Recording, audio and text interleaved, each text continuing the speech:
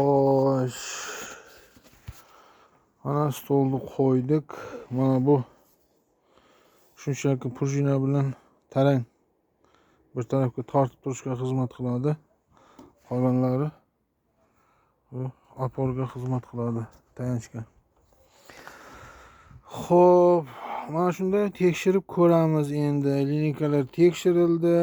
Lineykalarda xo'p, mana bu mikronda ko'rdik. Bu 2 mikron 1 liniyasi maxsus kalibr indikator. Xo'p, lineykalarda hatto 1 mikron ham xato yo'q. Strelka shu bir chiziqning ustida uncha o'ynadi. Endi mana buni ustida chang bor, boshqa bor.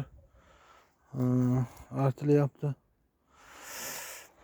Xo'p, endi mana buni tekshirib ko'ramiz. Tarsovoy tomonlarini.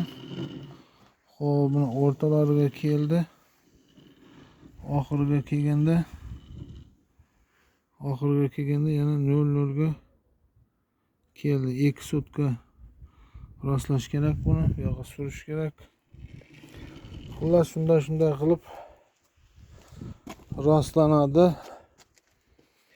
Lekin buni tochkasini topib olish juda ham qiyin.